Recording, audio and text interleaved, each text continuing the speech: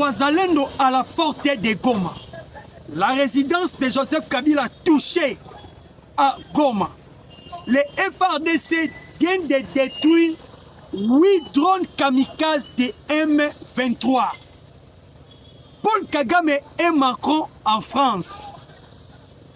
Voici les vérités de M. Radjabou dans son combat avec M. le colonel Nzenze. Modeste Batilukwebo demande pardon à l'Union sacrée. Motenabino, peuple congolais, bisika nyos bozwami. Motenabino, internaute ta confiance nyos sobope sakabiso ya kozoba actualité. À travers biso otozali balobel nabino, peuple congolais, yamboto kota na vivia o ezali basije na biso mozindo na yango. Na kosenga nabino bisika bozali. Bo partager émission nabino, bo liker, bo commenter, pe bo s'abonner massivement sur toutes les chaînes web au boza kolanda biso. Peuple congolais. Et ali na bombardement moko e uti ko salema lelo na Goma. Malgré tout, je viens de vous dire que les Wazalendo sont à la porte de Goma. Parce que du côté sud, na côté nord, il y a Goma, et ça entouré na FARDC ainsi que Wazalendo. Mais bombardement au bout que salami na kati ya Goma. Pour sali perte ya vie humaine, il y a 3 personnes. Précisément na Moko. Na Moko Yabanda. Pour ça ya ba ndeko ba organisation internationale. Donc ba locaux humanitaires. Il y a UNICEF. Banani o ba bombardé. Ba locaux UNICEF wana. Peuple congolais, il y a des Rwandais qui attribuent cet bombardement précisément au peuple congolais ou aux soldats congolais. Mais il y a des vérités claires. Au Wapi ici et Bimi na Mokonabiso alelo et Talisibiso noir sur blanc que ce sont les jets. Il y a M. Paul Kagame au Ayebani na Kosala ya ko bombarder. Pour les 3 personnes il y a UNICEF au Bakufi lelo na Goma.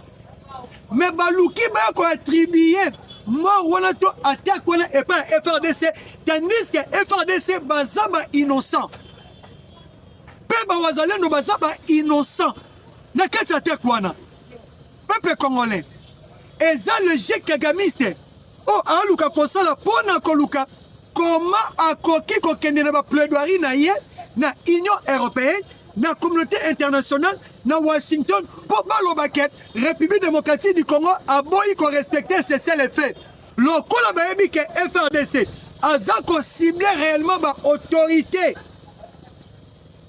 rwandaise na kati combat oyo. Bandeko yango moni ba kei ba bombarder loko na bango ba Suisse ko loko wana ba balati yango FRDC. Mais heureusement nous sommes déjà prêts, nous avons compris que ça manœuvre M. Paul Kagame aligné à Koko Serabiso Congolais. Parce que Kagame, sur tous les plans, il est coincé. Sur le plan diplomatique, coincé. Sur le plan militaire, coincé. Sur le plan administratif, coincé. Et pour votre information, hier Kagame a tindaki ou ezali be émissaire na ye. Les États-Unis d'Amérique, précisément à Washington, ba kende ko plaider pour un allègement et des sanctions. Na moi Kagame les sanctions américaines et comme ça et l'autre côté mais nzo kande na butu mais c'est Paul Kagame a continué ka émissaire na ye partout ba kende ko plaider partout na Washington pour na ba alléger tâche ya ba sanctions. Mais peuple congolais ba américain va répondre Kagame au clair ba yebisi na ye awa monsieur Eric Smith azakuta tana ta ko yamba yote. Eric Smith azali nani? Azali patron na kati ya sous-commission makambo etali Afrique. Donc, makambo ba sanction na biso na kati ya chambre des représentants lokwa na congrès américain et vandi na maboko Eric Smith. Atindaki ba lobbyiste na ye ba solana le président de la commission africaine des États-Unis d'Amérique de façon que yé ameka koyoka plaidoirie ou ezali ya M. Paul Kagame. Mais Eric Smith a répondu au clair. Alors, je n'ai pas le temps. Il y a quoi accepter. On a plaidoirie de Mnoboye Nango Awa. Bon, quand on a pénangité, n'engagez que même si on a le téléphone et soutien, Kagame a qu'un qu'on respecte aux alliés accord signé ici à Washington. Bandeko, bakei lisusu na canal mususu pona toujours allègement ba sanction parce que ba sanction oh ezo sala Rwanda pasi na ningo sa ba jeter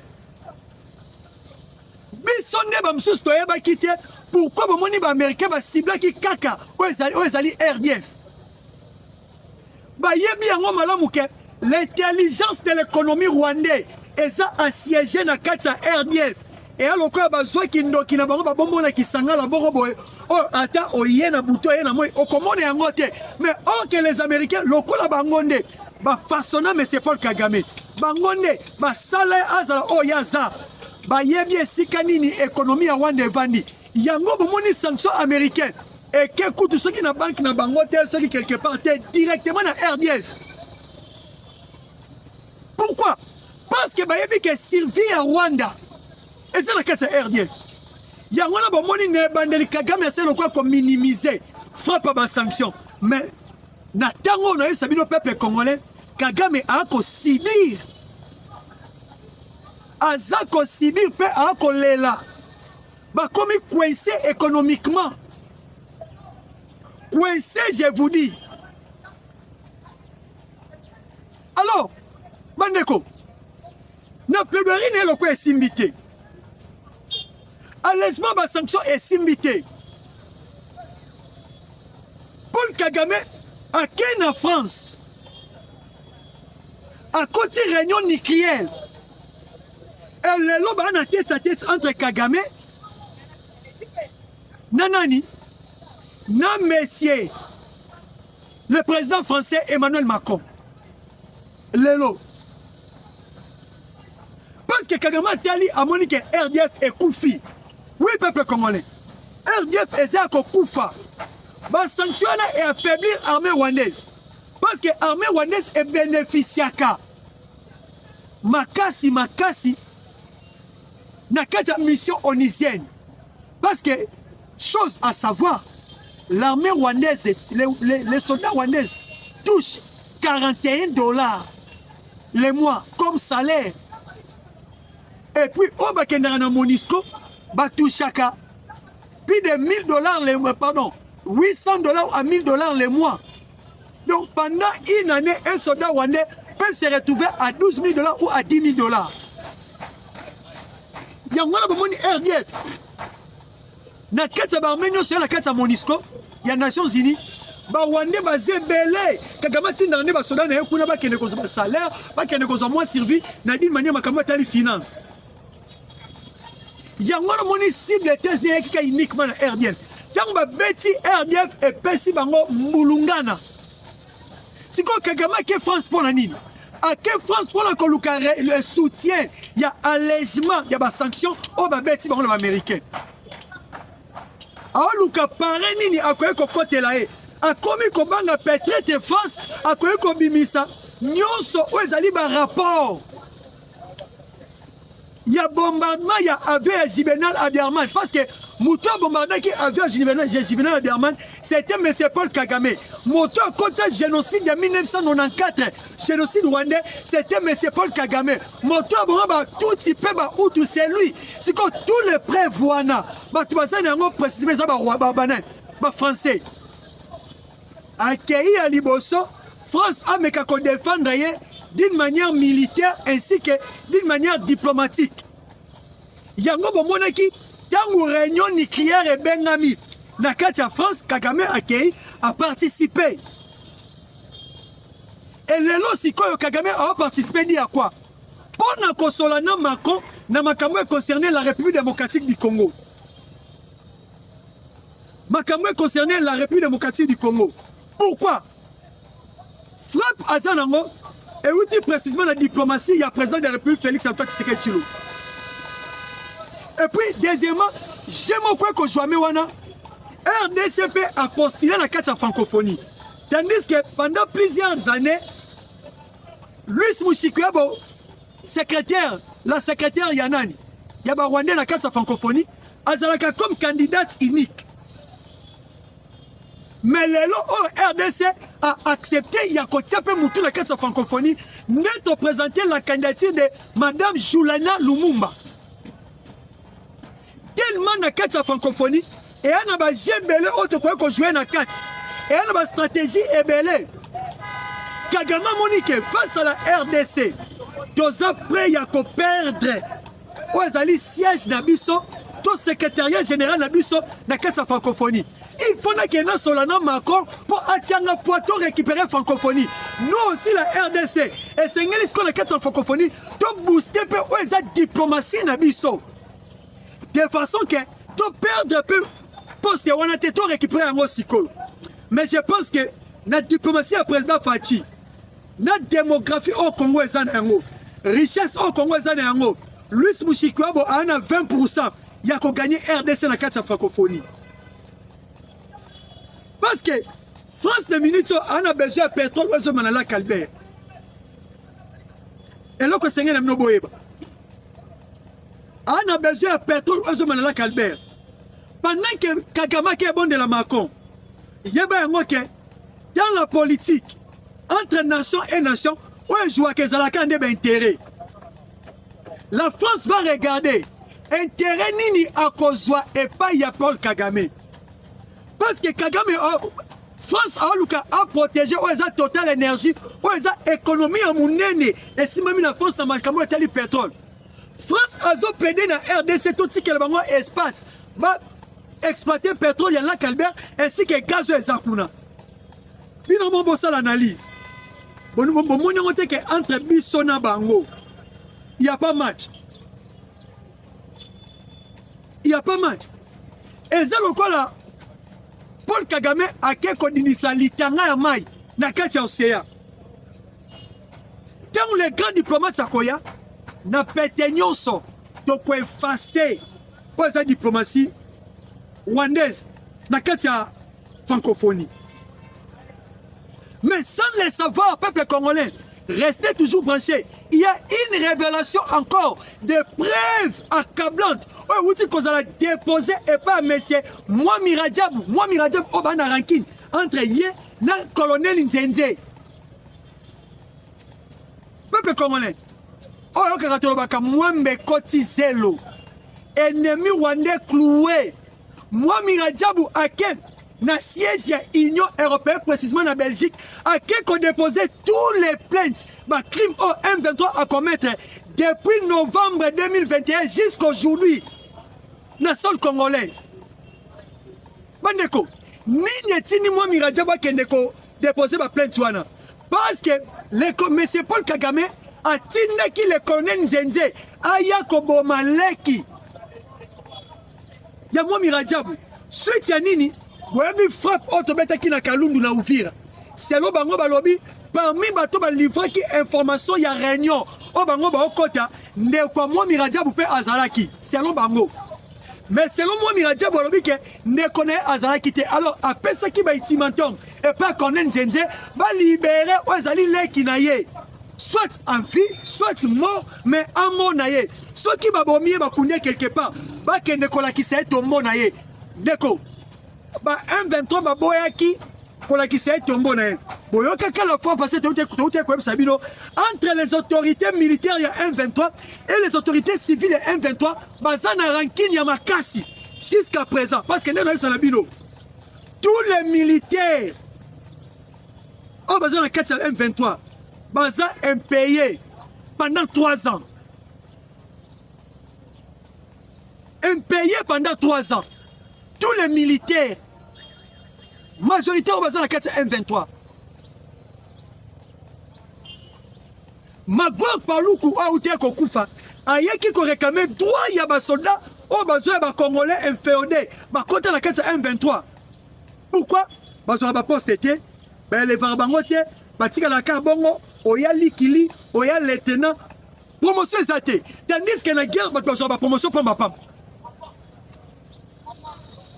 Et pesi maman na ranki ne yango kanda wana lokola mo Miradjaba amoni corps ya ndeko na yete peuple congolais accueilli directement à déposer plainte. Tous les preuves au M23 commettre na 4 démocratie du Congo a étalé yango au vu de tous et de tout le monde. Et maintenant les États-Unis doivent maintenant s'en servir na tous les documents to preuve oyo bayeli bango parce que pour preuve ya génocide ya 1994 ba français babombi yango baboyi kobimisa yango ba américain basengi bango baboyi mais ba américain balobi la fin de M. Paul Kagame ici est commis yango moni ba préparer déjà ba diversion na attention moi na ya Juvenal Abiyarimana Jean-Luc Abiyarimana on s'est présenté à remplacer Paul Kagame. L'qui n'a pas a représenté à remplacer Paul Kagame. Donc les débats de Juvenal Abiyarimana, on est scolaire, comme qu'on coince monsieur Kagame le Mouchok. Donc makamwe komi ndongo. Na bombe na bango ba beti pene résidence Joseph Kabila. Eza kaka annonce o basana Kabila au moins nga to beti bombe open na résidence na yo. Au moins nga pe to beti en open na résidence ya nanga. Cela veut dire que votre fin est proche. Peuple congolais, il y a des drones qui ont été achetés par les Rwandais. Au wapi lelo sur tous les 4 coins. To beti yango. To beti yango. Si qu'on peut sabiso actualité concernant makamweza ya sécurité et bon auto chité la constitution peut tout toucher mouké modeste bahati ndenga sengi pardon na union sacrée. Il y a d'autres erreurs en politique et puis à cache. Aujourd'hui les FRDC ont détruit 3 drones kamikazes ya ba Rwandais précisément na Mikenge et na Minembwe. Ils ont détruit 3 drones. Et puis 3 drones autodétruits. Bandeko. Drone Moko, selon calcul, ils ont coûté $1 million. Cela veut dire les 3 drones, ils ont le coup là, par Rwandais va perdre $3 millions à la minute. Et selon calcul, depuis samedi passé jusqu'à aujourd'hui, Rwandais ont détruit plus de 20 drones na bango. Ouais, sali sommation d'être sali calcul. Presque près de $20 millions, il y a des drones et nyonso autobeti à Rwandais. Vous savez pourquoi les gens que ils ont le coûté à Rwandais? Oyo ba bomi ba tuna bango mo ya Monisco ba ko collecte sur le Congolais. Bon remarquer ba drone bango ba lobi kwei pena résidence à Joseph Kabila na Goma. Bon tel ba drone obiso to beti na Mushaki. Bon tel ba drone obiso to beti na Rubaya. Bon mona ke drone etika kama bende na yango etika ka ba tese nango ke ngai nde na kwa ki ne sikoyo. Mais botela oya bango moto euta na kati et bima libanda. Cela montre que c'est la manipulation rwandaise. Alors nous peuple congolais, il faut rester vigilant parce que dans le stade actuel Otoza, ennemi a déjà cloué, a déjà en fuite, en perte de vitesse. Les FRDC contrôlent Mikenge. Vont même dans le marché central à Mikenge. Tozawana. Les FRDC na axe ya Walikale, Ruchuru. Tozo contrôler le village Mukole. Village Mukole est entre Walikale na Ruchuru.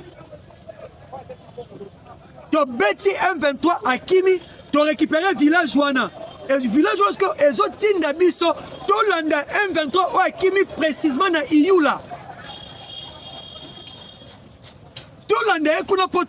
En même temps, dans Katamasisi, la localité de Kazinga est récupérée par les Wazalendo. Pour les 3e fois, les Wazalendo va récupérer la localité à Kazinga. Mais les Wazalendo ont dit clair, la 3e fois, on ne va jamais perdre cette localité et on doit progresser et on doit avancer. Et la cité de Goma, la ville de Goma, d'ici peu de temps, il y aura les attaques meurtrières, précisément au M23. Bon, moi, pousse à notre poussani et ça ba alerte. Il y a comme ça Paul Kagame ceux qui ont quitté seul Congolais oh yoko sibir et ça la mort.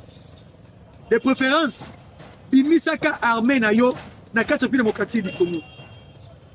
À l'heure actuelle que je vous informe, toutes les autorités militaires civiles ya ba Rwandais o bazaki na Goma bakatisi bango nyonso na Bukavu. Bakimi Bakoti Bukavu parce que baoye bate Nini Goma kozala tombé par les FARDC et les Wazalendo. Mutumbu côté Libango, peuple congolais. Ba combien bateni ba kosala. Yango moni bakangi misaka. Ba prendre fuite. Ba kimi. Les FARDC bazu makambo au sérieux. Ya ko attaquer M23 pour récupérer la totalité de notre République. Parce que à l'heure actuelle que nous sommes, le président de la République s'est décidé pas de modifier, mais de changer la constitution. Dans le baromètre, la Bible nous dit, quand le sacerdoce étant changé, il y a nécessairement le changement de loi. On doit tout changer. Pour tout compte dans la 5e République. Parce que la constitution est peuple congolais. Ils ont déjà ya kopola. Ils ont constitution belligérant. Ils ont constitution où ils ont kokana sous-souté. La vie actuelle congolaise à Zanayango. Tu as changé en côté pour la Tshisekedi. Mais tu as changé en côté pour la République démocratique du Congo en général. Et maintenant, il y a un classique dans l'Union sacrée. Modeste Bahati. Oh, à lobby, on ne peut jamais changer la constitution. Éviter le caméra est prise au piège. Abimi à lobby, on peut réviser la constitution, mais pas changer. Heureusement, le peuple Mbosso est recadré bango. Peuple Mbosso à lobby, et l'eau est inchangeable dans mon kini, ce n'est que la Bible. Chose inchangeable dans mon kini, ce n'est que la Bible. Mais la constitution doit être révisée et changée. Si les États-Unis d'Amérique, un grand pays, ont pensé au changement et à la révision de leur constitution pendant 67 fois, la France, 33 fois, Afrique du Sud, 17 fois, et nous les Congolais, pourquoi ne les pas faire? Comment Bissot a changé la constitution? Ouganda lobby, Rwanda lobby, Kenya lobby, Soudan lobby, les Français lobby, les Belges lobby. Qu'est-ce qui se cache? Pour les pays étrangers, mais la mobile qu'on lui conduit dans Bissot, ceux qui ont bon les yango. Les Français qui se sent piqué connaît l'affaire. Ils ont ça passe pour le changement de la constitution. Il y a la constitution. Il y a un utilisé à l'interne. Parce que dans l'externe, il y a plus de du Congo. La diplomatie de notre président est sali que est cloué bango nyonso. Babandisco ko jouer G na kati. Il faut maintenant utiliser les gens qui sont avec Tshisekedi dans l'union sacrée pour affaiblir d'abord l'union sacrée. Bazu Bahati va utiliser à ça la sortie médiatique. Heureusement, les pauvres Bahati, Bahati n'est qu'au bomissa vient à Batou. Via Pessinga Mawa. Bahati a su coup bande comme Congolais. Bon, là, il faut commenter pour partager. Na un jour, ça n'a coup au Bahati a su. Et ça, âge à bien mosso, bien qui s'aiment à Koufa. Peuple congolais, c'est clair et net.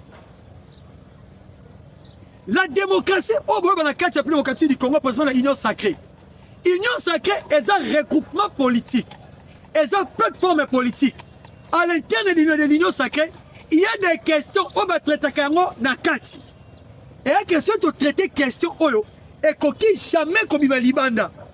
Ce que l'union a contesté, on contesté précisément na kati. Et non libanda. Tant où yo joué et l'oko ya kati. Ok, qu'on sait la conférence de presse. Au bimisi yango libanda. Et lui qu'on a que au joué secret il y a intérieur il y a naku. Au livré yango na extérieur. Donc au PC babinemi beki. Vous comprenez? ya ko s'en changer sikoyo na ozali mokonzambo kanabino bobi na kesi no balobani la guerre se trouve au sein de l'union sacrée directement pour qu'on fragiliser ozali plateforme nabino dès que nous avions compris nous sommes intelligents de comprendre que Bahati a joué jeu ennemi quand c'est outil va outil France il faut fragiliser maintenant l'union sacrée à l'interne. C'est de là nous avons vite compris que Bahati Lukwebo aza moko ba M23 la kati union sacrée. Pardon na yeto boyi yango. Après avoir causé beki ko PCP ennemi, si malango aye ko se ressaisir, tant ba lien na ba telemile ya AFDC et puis ko ba ke oh non, bo excusenga na moni makambo na lobby na kei à côté de la plaque, il y a plateforme langa. Pas question. Pas question bandeko. Il doit payer cash. Il doit payer cash. La carte union sacrée. Et si tu sois là, comment changer la constitution? Et puis, Bahati Lukwebo bandeko. Non, on a pas pour le dossier. Bahati Lukwebo bandeko. Tu as un problème de la constitution, mais tu as un problème à Batu. Vous voyez, Balobaka. Quand on a les gens à l'île sur le mouillé, les titres à l'île sur le mouillé, il y a la peine d'été où ils ont l'île sur l'ayo. Yon zete za na lisu na yo moni yango te yo moni kaka lititi wa za na miso baninga si Bahati Lukwebo dit que en République démocratique du Congo il y a un problème donc oui qui était Bahati Lukwebo qui il est au sein de cette république Bahati Lukwebo plusieurs fois ministre du travail plusieurs fois ministre de l'économie mais économie nini Bahati Lukwebo atikaki ba prix ya biloko nini Bahati Lukwebo atikaki SMIC nini atikelaki ba travailleurs congolais. Loi nini o Bahati Lukwebo atikaki. Tant que ministre du travail, ils ont protégé ba travailleurs congolais lelo. Loi nini. Ce monsieur a commencé à travailler depuis à l'époque de Mobutu. Bahati Lukwebo travaille. Mais qu'est-ce qu'il a donné du bon? Loi nini oh le loi est simbi en nini entrepreneuriat congolaise oh Bahati Lukwebo sala loi nini oh le loi boy ko biso non Bahati Lukwebo aza expérimenté na makambo ya diriger pour le baké il y a problème donc il faut d'abord amita la yemoko nini oh yesi sala banda pour ça politicien na mboka oyo bandeko donc quand tu vas comme la constitution donc on révèle plusieurs choses dans Nicolas Koya na carte la constitution oyo pourquoi il faut changer la constitution oyo le président de la République Azan a raison et dans l'IDPS on avait déjà dit dès que l'IDPS sera au pouvoir cette constitution ne sera jamais modifiée mais changée et aujourd'hui Vital Kamerhe il est maintenant coincé. Vital Kamerhe bandeko sali sortir raté. Alors binini refuser c'est bon mais pas changer. Bandeko nini ezo sala bango pasi na ko changer constitution. Pour l'année à tête de changer constitution Congo ezalaka Congo. Peuple congolais ozaka peuple congolais. Le problème c'est que le col où ils ont constitué ba belligérant, tu est-ce qu'on trouve dans la constitution où ils ont biso moto sala siko sans ba rebelle. Yango no moni il faut tenir le président de la République pour en finir na ba rebelle rwandais guerre au esi là pour tout procéder dans ma camus là où ezali développement ya mboka na biso peuple congolais vous êtes nombreux ya kolanda biso na plusieurs chaînes obo moni biso lelo na kosenga na bino bo liker bo commenter pe bo s'abonner massivement sur toutes les chaînes obo kolanda bino. Quant à moi tant que votre communicateur Eddie Kanza je vous dis merci. Le Dieu de la République démocratique du Congo vous bénisse.